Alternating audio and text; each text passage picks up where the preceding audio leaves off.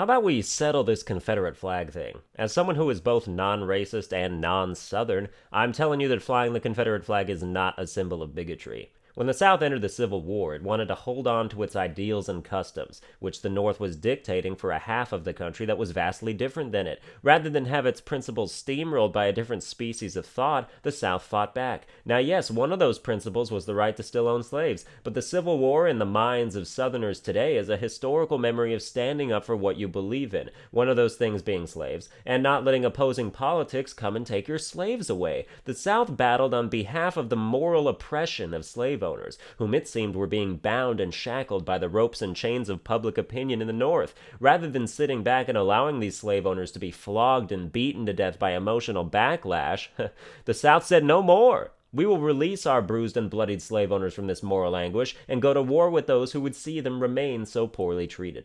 In all actuality, though, flying the Confederate flag is like wearing a Kobe Bryant jersey. Yeah, he was accused of rape, but that's not why you're wearing it. Nobody's like, yeah, I'm a main man Kobe, force yourself on them bitches. You support the cause, part of which might be tarnished, but you don't let that eclipse the entire thing, unless the people flying it are actually racist, in which case they support the entire thing. But the Confederate flag isn't a symbol of racism any more than Subway is a symbol of child fucking. Pedophiles eat there, but it's not only pedophiles that eat there. I'm calling the election right now. Everybody look back on this historic day when Sunburned Albino accurately predicted the political future. Donald Trump wins because Hillary Clinton dies of whatever old lady disease she has. Then stand-up comedy is ruined for the next 8 months until he gets impeached for declaring war on Mexico via tweet.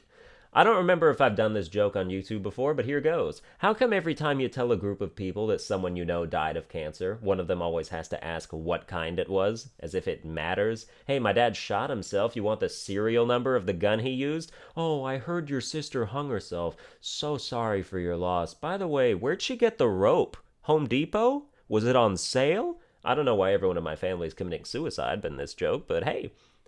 14-year-olds be like, 9/11, never forget, when they literally can't remember. Stop pretending to care. You weren't even cognitive when it happened. I'm 22 and I don't care. It happened 3,000 miles away when I was 7. I shouldn't care. Being bummed would be an affront to anyone who actually lost something. How did it affect me? Well, the news became interesting for an hour. Everyone remembers where they were on that day. I don't, but I'm sure I was at home playing with Legos like a fucking child. Some people actually have the gall to refer to children born after September 11th as 9/11 kids. Like, that's what comes after millennials. 9/11 kids. At the risk of sounding insensitive, I think you're blowing this whole terrorist attack thing out of proportion. It really puts into perspective just how humongously overboard we Americans go trying to protect our pride. We lost a couple buildings. We blow up that many buildings on foreign soil on a weekly basis. If the Middle East was as butthurt about loss of life as we are, they'd have 9/11 kids, then 9/13 kids, then 9/16 kids. It would go on and on. Remember when we nuked Japan those 2 times? Like 220,000 people died. Now that's something worth an anniversary. Meanwhile, we have memorials and candlelight vigils for each individual soldier or citizen of ours that kicks the bucket.